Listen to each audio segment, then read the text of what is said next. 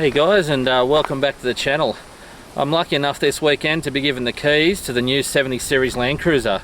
So behind me here I have the 2.8 70 series dual cab that comes with a 6-speed automatic transmission, and yeah, it's a 4-cylinder. So it's been a hot topic going around for ages. Myself, I've been very interested to see, you know, whether they would actually put a 2.8 in a 70 series, as traditionally they have been known to have a V8 or 6-cylinder engine in them. Anyway, I've driven it out here, I've driven it around, probably done about 50 kilometres in it so far, and to be honest, I think it drives well. So I'll give you a bit of a look around it, we'll get stuck in, we'll show you what the engine is and everything else that's changed on this facelift new model 70 series. So let's go get into it. Okay, starting up front on the new 70 series is definitely the grille. A bit of a honeycomb style grille, definitely something retro. And these new headlights, these round LED with daytime running lights, and the blinkers are back to separate like the old school ones, so look like an old 75 series blinker on them now, which, you know, I think is pretty cool. It's like they've taken it back in time a little bit, but yeah, it's not bad. I don't mind it, it's definitely grown on me. This thing's just fitted with the factory bumper, so nothing much has changed too much there.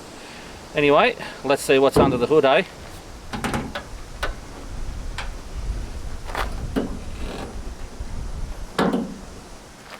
Alright, so we have the 2.8 in a Landcruiser. Who would have thought, hey? Myself included. I never thought they would have put a 4-cylinder engine in a 70 series dual cab such as this. You know, big, heavy, robust vehicle with a tiny 4-cylinder. To be totally honest, after driving it out here, I'm actually feeling pretty impressed. I've just had it in low range a little bit here to drive into this spot, and it seems pretty good. I wouldn't say it's as low down as what probably a V8 is, but so far it's impressing me. Alright, so up top here it has the water to air intercooler, which is something a little bit different. Normally they have just a charge style air cooler down the front on most of these 2.8s. The airbox, it's definitely a little bit different. Now down in here, the oil filter, it's the same as what the normal 1GDs take, which that's another good thing, I think. Okay, now talking of other parts on the vehicle, looks like the fuel filter is exactly the same as what the 2.8 Prado is, so that's a good thing as far as parts availability goes. Same as what I said earlier about the oil filter, but the air filter is definitely a different one on its own. Alright, over to the Snorkel. Pretty typical looking Landcruiser factory Snorkel. This one just seems to be a little bit more squared off to match the square profile of the guard. I reckon it looks pretty good. Just goes up into the traditional type pre-cleaning air filter, so yeah, nothing too much has changed there, probably just the square section of the Snorkel. But yeah, I reckon it looks pretty good. Alright, wheels and tyres, they just come with the standard tyres they've been coming with for the last 15 or so years, the Dunlop AT1 Grand Treks in the 265 70/16, so nothing's changed there. But the new wheels, yeah, don't mind them. Bit of a titanium finish on them now. Same pattern and stuff as the normal alloy wheels, but yeah, I think they suit the car pretty well.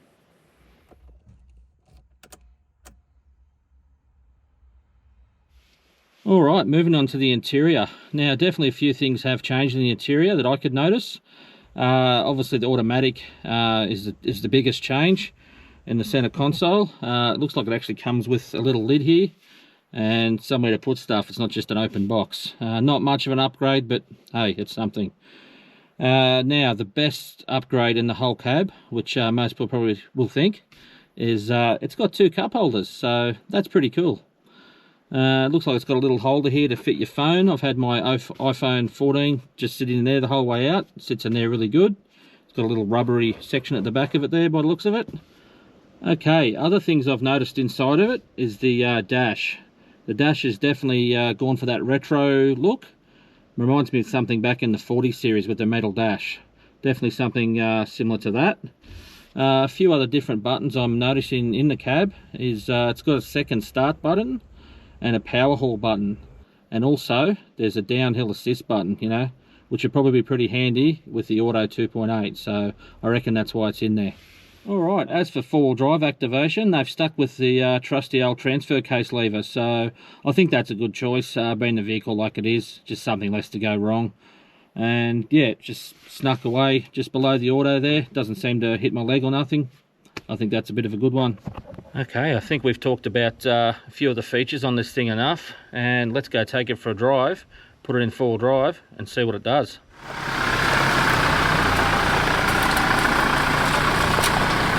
Both lockers in. I'm just going to crawl up this hill and yeah, see how it goes.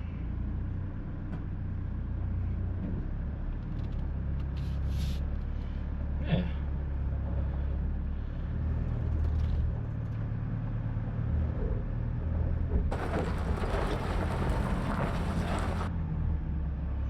Yeah, that's pretty good, eh?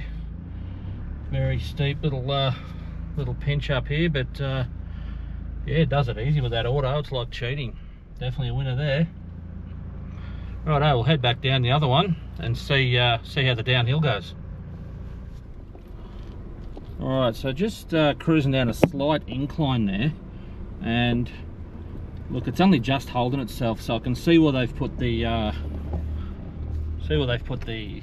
downhill assist in, because if you were going down some real steep country, look, it might work, but you know, a little bit of brake there, rear locker in, it'd probably be a better alternative. But yeah, can see what they've done that. It probably doesn't hold on in low gear as well as what the V8 manual would, definitely not.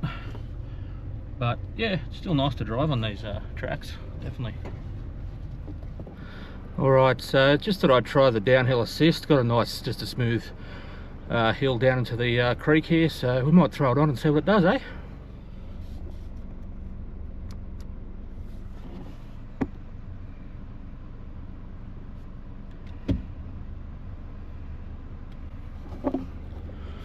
Okay, looks like it's activated. We'll stick it in low first. We're in low range, see what it does.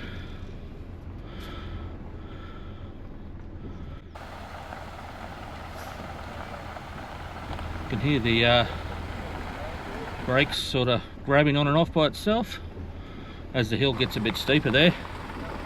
It's yeah, I haven't even got my feet on the pedals. I'm just letting the car do it. It's not real noisy either. A lot of cars, you know, you hear them clanging and banging and stuff when they've got the downhill assist. But yeah, not bad at all.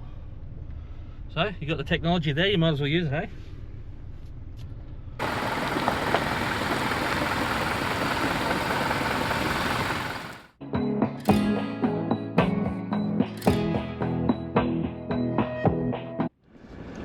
Alright, so just heading around town in the Landcruiser in the 2.8. Just how it drives around town's yeah, it's nice to drive actually, especially with that auto. Just, you know, zippy, that type of word I suppose I'm looking for. Does it pretty well, plenty of power. Hear the Snorkel sucking in pretty well there. Pedals responsive, so yeah, definitely no complaints there. It makes it a lot easier to drive. Obviously not have to worry about changing gears, and plenty of power coming out of intersections and stuff. So just going to head out on the highway and check out what it goes like out there. Alright, so just cruising along at the 100 k's. Car seems to sit on around 2000 RPM, which is, yeah, pretty well the normal for most of these cars these days. Just entering up a hill now, pretty big one, double overtaking lane, and yeah, we'll push her along here, just see what it does and how many gears it goes back. But it seems to just be holding that top gear up this hill, just over 100 kilometers an hour, and yeah, doing it pretty easy. Alright, so just coming to one of the last hills in Orange, which is called Emmerdowne Hill. It's a bit of a long pull all the way up. Goes a fair way, got an overtaking lane and stuff, so I'm going to give it a bit of a punch out and see how it goes up this hill.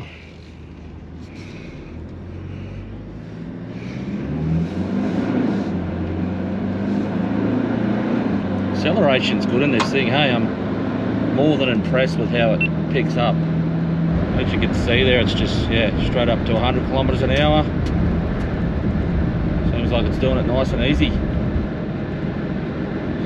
yeah, can't ask for too much more than that out of a 4-cylinder turbo diesel, can you? Actually got to start backing off a bit because it's just, yeah, doing it so easy. Anyway, time will tell as far as you know, modifications to these cars, and you know, making them heavier and yeah, bigger wheels and things like that.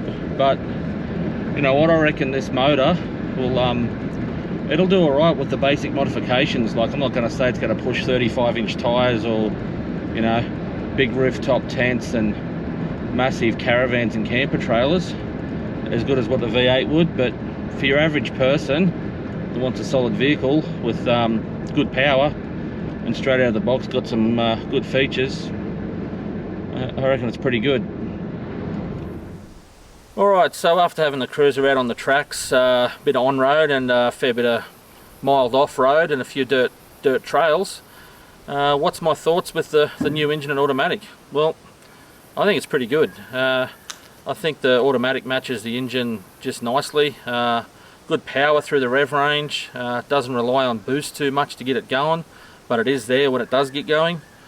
Yeah, I'm more than impressed with the drivability of how it's made the 70 series, to be honest, compared, you know, to a manual V8. Just makes it a lot easier to cruise around in, I thought. It's just, yeah, it just felt nice to drive for what type of vehicle it is. So for something straight out of the box that comes factory twin locked, automatic, I know it's only a 4-cylinder, but yeah, you know, I think it's still a pretty good buy. Anyway, I'm not going to dig into pricing or, you know, any of that sort of stuff. There is probably things I have missed. I just wanted to show you sort of pretty well what the 2.8 was like with the automatic, and a few of the changes up front with the bonnet, the lights and the grille, and a few differences in the 2.8 compared to the Hilux and the Prados. So look, I hope you got something out of this, and yeah, leave us a comment below if you want to know anything more, or yeah. Other than that, I hope you enjoyed this one, and we'll see you on the next one, guys. Cheers.